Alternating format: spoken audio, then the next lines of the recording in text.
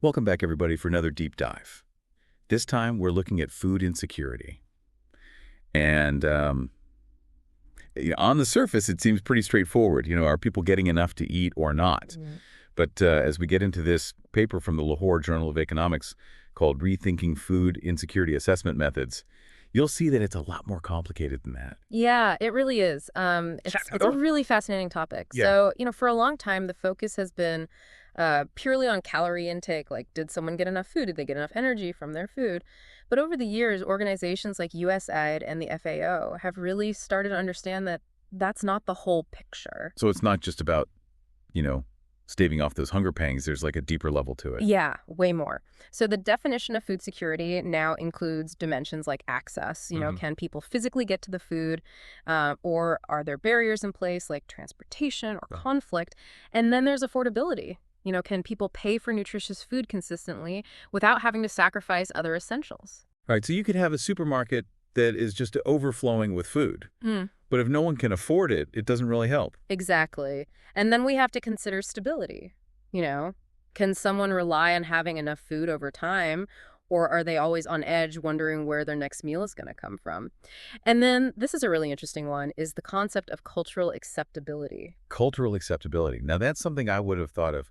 How does culture play into food security? Well, imagine a community where rice is a staple food. It's like the cornerstone of their diet, their traditions.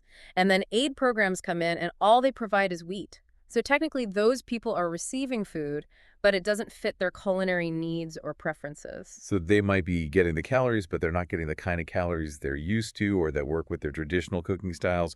It's like a cultural mismatch on top of everything else. Yeah. And it really highlights this need to look beyond the simplistic measures and recognize that food security is so closely intertwined with these social and cultural factors as well. That's a lot to think about.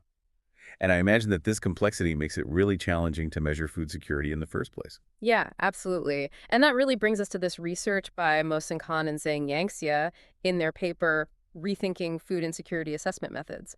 And what's so unique about their work is that they didn't just use one measurement.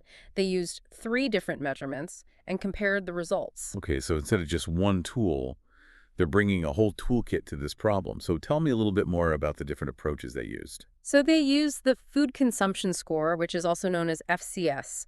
And this looks at the types of food people are eating and how often they're eating them. So it goes a little bit deeper than just calories and considers like dietary diversity. Are they getting a range of nutrients?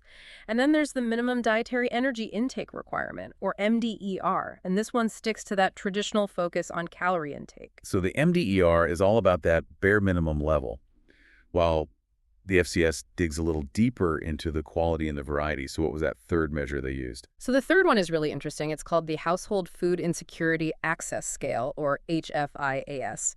And this one is really unique because it focuses on people's lived experiences and their anxieties around food. So it asks questions like, did you worry you would run out of food? Or did you have to skip meals because there wasn't enough? So it's almost like a measurement of like the mental and emotional burden of food insecurity rather than just the physical lack of food. So I'm guessing these different approaches probably painted some very different pictures. You guessed it. So Khan and Yangxia focused their study in 2 districts of Pakistan, Banu and Dera Ismail Khan. And what they found was that the same households were often categorized differently depending on which measure was used. Wait, so someone could be considered food secure using one measure but not another? I mean, that seems like a pretty big problem if we're trying to figure out, who needs help. It's a huge problem. And it highlights the core issue that this paper brings up, that relying on just one measure can really give you a distorted view of food insecurity. Let's take Banu, for example. The MDER, which is that one that focuses on calorie intake, suggested that 98% of households were severely food insecure. 98%, that's like almost everybody. It is. It's incredibly high. But then when they looked at the HFIAS, which takes into account those lived experiences and anxieties, the picture wasn't nearly as dire. So even though they might have technically been meeting those minimum calorie requirements, their actual lived experience, their ability to access food might have been much more precarious. Exactly. And that shows just how crucial it is to look at multiple different perspectives when we're assessing food security. It's not enough to just look at calorie intake or even dietary diversity. We need to understand the human side of it, the worries, the compromises, the impact it has on people's daily lives. Yeah, it's a really good point. It reminds us that just having the numbers isn't enough. And this difference between, the different measures said wasn't only in Banu. In Dera Ismail Khan, they also found these inconsistencies. So even in a district where those overall levels of food insecurity were more moderate, that choice of measurement still really made a difference. Exactly. So one household might seem okay if you just look at their food consumption score, but Yeah. then if you look at the HFIAS, you see all this anxiety about, running out of food or having to make these tough choices to make ends meet. Right. It's like each one of those measures is kind of like a lens. And each one is showing us a little piece of the puzzle, but none of them by themselves show us the whole thing. Yeah, that's a great way to put it. And that brings us to a really important question, which is like, okay, what does all this mean when it comes to actually trying to fix food insecurity? If we're relying on, these flawed or incomplete measurements, are we really even tackling the problem in the right way? Yeah, it's kind of scary to think about, Yeah. right? Like, are we shooting in the dark here because we don't have the right tools to tell us what's going on? Uh, So what did Khan and Yangtze have to say about that? well, they actually offer some really practical solutions. And No. this is really where I think their research is really helpful. First and foremost, they say we have to use multiple measures. Right. So instead of just relying on one, we need to be looking at it from lots of different angles. But wouldn't that make things a lot more complicated? Imagine trying to gather all of that data for Yeah. every community. Yeah, it definitely adds complexity. But as we've seen, that complexity is really necessary if we want to understand the problem properly. So, the authors argue that, the benefits of having this really nuanced view outweigh the challenges of actually using a combination of different measures. Yeah. It's like if you're trying to do a jigsaw puzzle and you're only working with like a handful of the pieces, you can try to force something together, but it's never going to be the full picture. Yeah, exactly. And on top of using multiple measures, they also say it's really important to make sure those measures are really tailored to that specific situation. What works in Pakistan might not work somewhere else because there are different cultural norms or economic situations or even different types of food are available. So a one-size-fits-all approach just isn't going to cut it when it comes to food insecurity. Exactly. You have to be really sensitive to the unique circumstances of each place. That makes sense.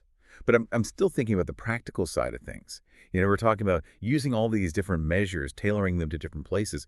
That sounds like a lot of information. Yeah. How do we even make sure that information is useful and doesn't just become overwhelming? Yeah, that's where their third recommendation comes in, which is they highlight the importance of clear communication. So it's not just about collecting all this data, but also being able to explain, what does it mean, why is it important, and how can we actually use it to create good policies and take good actions. So we need people who can kind of be the bridge between that raw data and the real-world decisions that need to be made, almost like translators, but for food security data. Yeah, I love that analogy. We need data translators who can actually tell the story behind the numbers and help people relate to them and then empower people to actually do something about it. This all sounds really promising.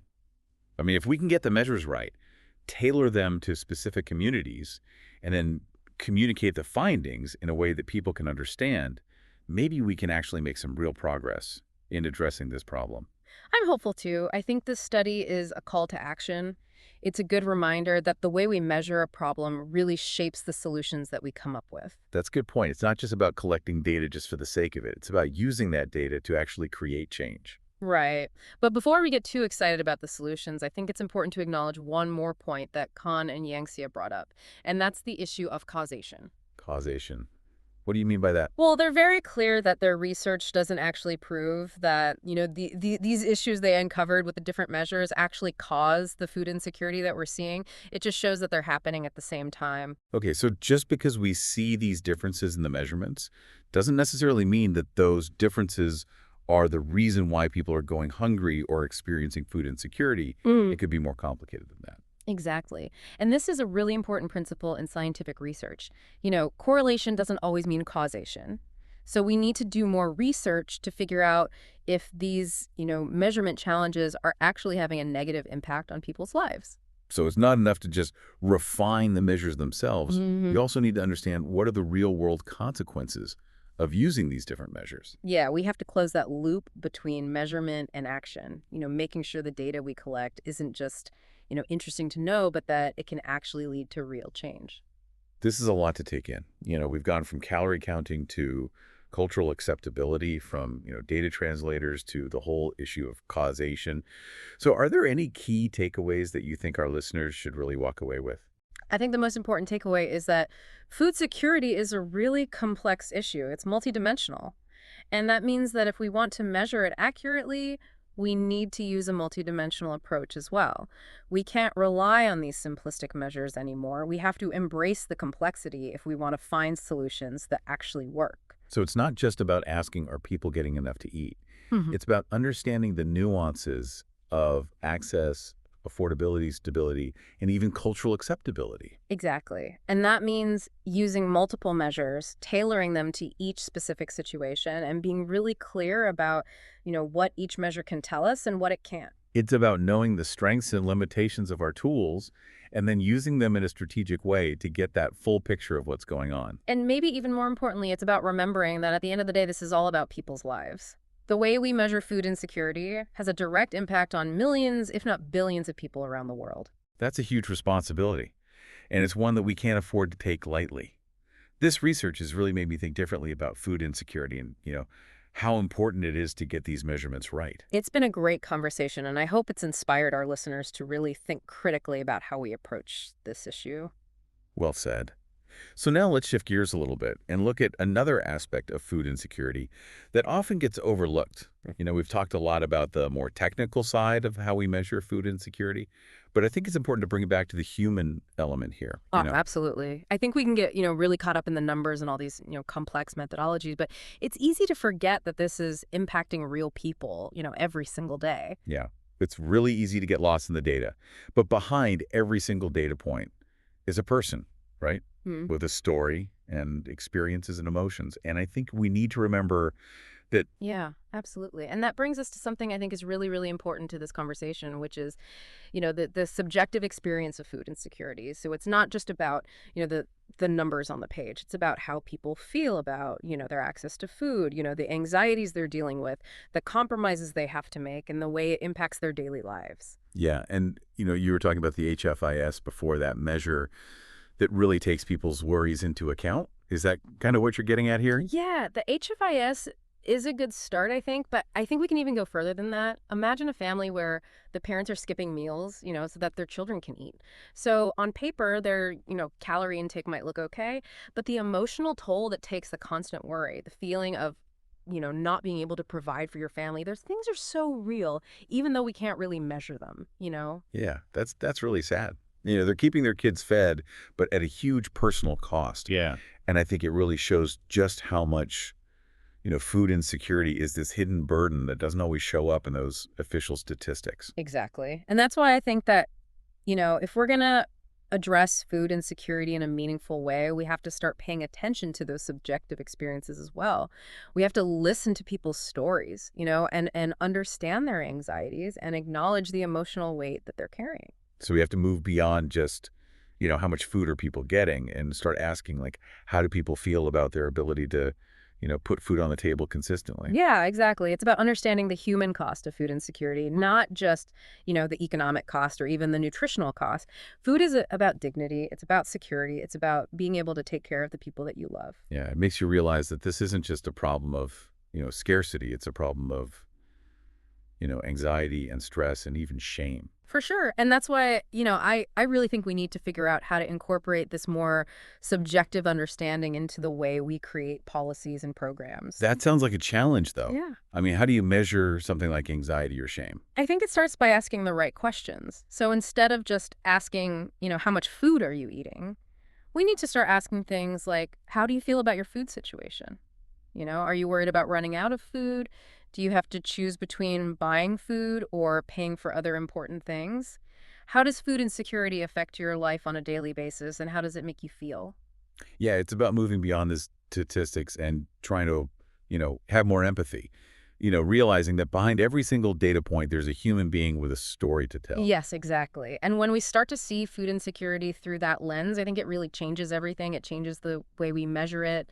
It changes the way we talk about it. And ultimately, it changes the way we try to fix it. This has been such an interesting conversation. We've covered so much from, the really technical details of measurement to the very real human impact of food insecurity. So do you have any final thoughts for our listeners before we wrap up? I really hope that this deep dive has made you think about food insecurity in a new way. It's a complex issue, and there are no easy answers. But by, really understanding how we measure it, acknowledging those lived experiences of the people who are going through it and pushing for, more well-rounded and empathetic approaches, I think we can really start to move the needle on this. That's a great way to put it. Thanks for joining us for this deep dive. And to all of our listeners out there, until next time, keep asking questions, keep learning, and let's keep working towards a world where everyone has access to the food they need.